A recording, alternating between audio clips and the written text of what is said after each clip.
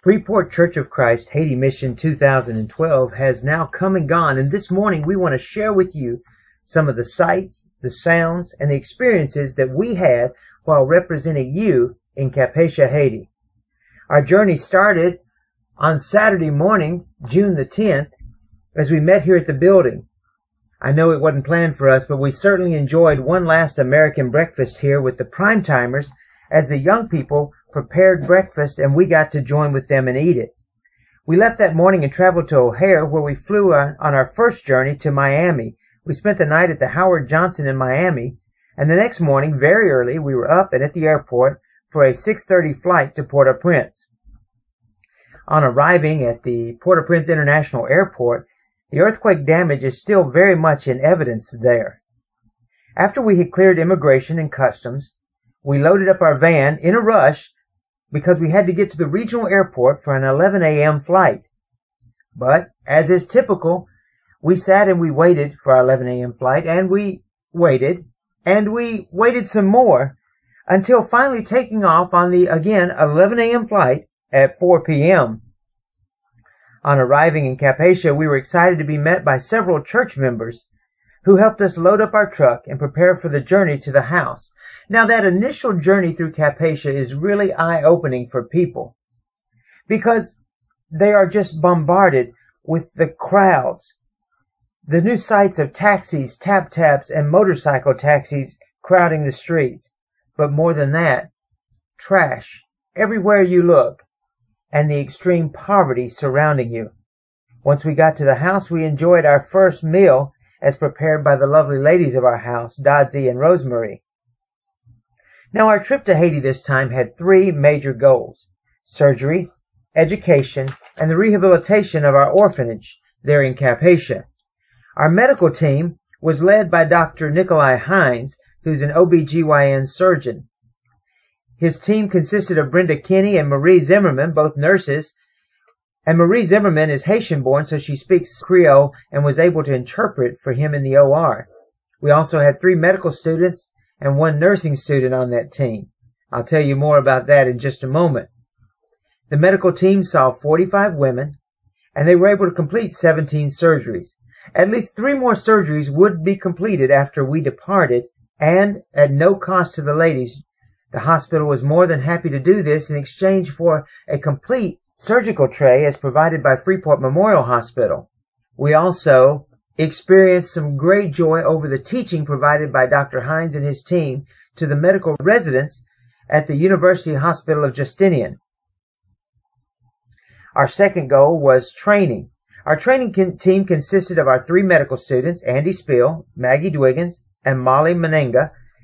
It also consisted of Brian McDonald, the nursing student, and Gail Gerber. Training consisted of CPR, choking prevention, difficult childbirths, first aid, blood pressure management and testing, injections, and basic food and water safety. Now, we originally had agreed on 60 students, but we wound up teaching over 90 students. Graduation for this class was very exciting. The group sang hymns, had prayers, and then we gave each student their certificate. It was a great day. The training itself is very exciting in that the administrators at Justinian Hospital, once they heard what we were teaching, are going to be approaching the healthcare system of Haiti and requesting that they take these same 90 students, give them more training, and hopefully utilize them as CNAs in the hospital in the near future. Our third major goal was the rehabilitation of our orphanage. The team there was Jeff Reuter, Mike Kinney, Keith Kirby, Austin Marks, Ryan and Jennifer Williams, Allison White, Katie Voss, Linda Hines, and her daughters Jasmine and Amanda Hines. Now, the building started looking like this: just gray concrete and very dark inside, and the walls and ceilings covered with soot from the kerosene lights. But it ended up looking like this: bright and light with the new beige and brown paints. We also found just deplorable wiring in the house.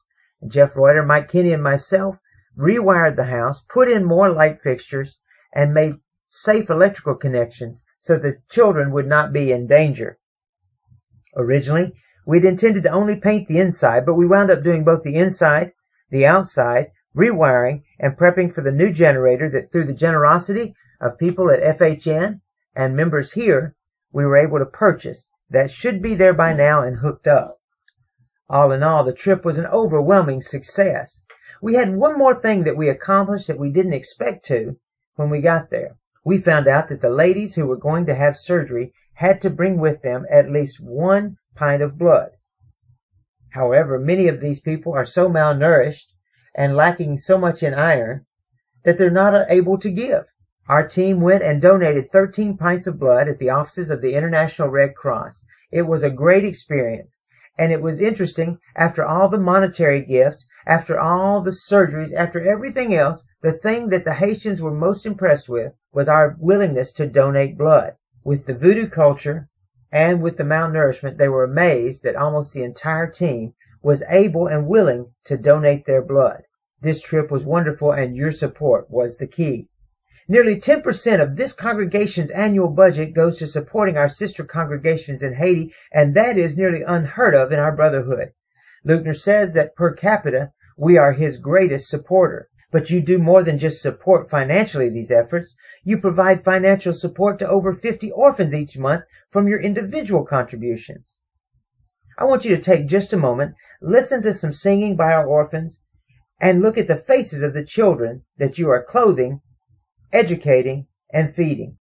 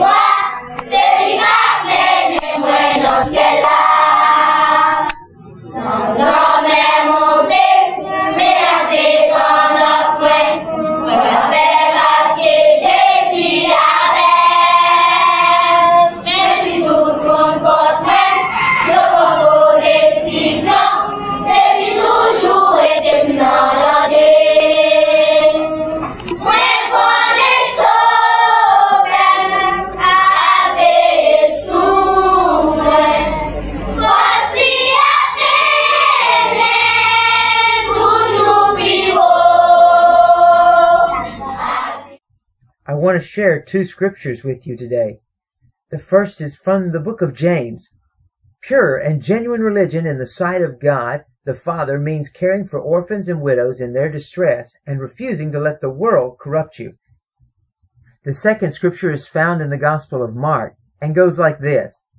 And then he told them, "Go into all the world and preach the good news to everyone." That's what this congregation is doing through your support of the people of Haiti.